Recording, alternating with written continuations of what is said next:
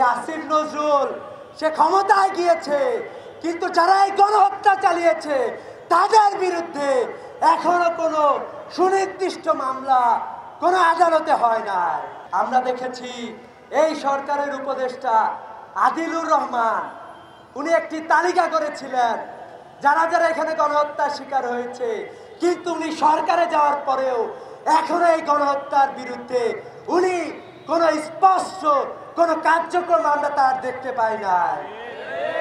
আমরা দেখেছি এই আসিফ নজরুল সে ক্ষমতায় গিয়েছে, কিন্তু যারা এই গণহত্যা চালিয়েছে তাদের বিরুদ্ধে এখনো কোনো সুনির্দিষ্ট মামলা কোনো আদালতে হয় নাই।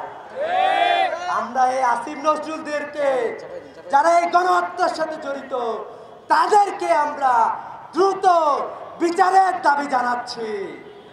অন্যথায় আমরা বলতে চাই তারা একটি গণহত্যা চালিয়েছিল বিডিআর বিদ্রোহের নাম করে বাংলাদেশের অফিসারদের বিরুদ্ধে, আল্লামা সাঈদীর বিরুদ্ধে। রায়ের প্রতিবাদে মুসলমানরা যখন রাস্তায় নেমেছিল সেখানে তারা গণহত্যা চালিয়েছিল। একের পর এক গণহত্যার পরে জুলাই গণহত্যায় হাজারের অধিক 2000 মানুষকে তারা খুন করেছে। আমরা বলতে চাই ইসলামী ছাত্র শিবির বাংলাদেশের প্রতিটা মানুষের মানবাধিকার নিশ্চিত করার দাবি জানাচ্ছে।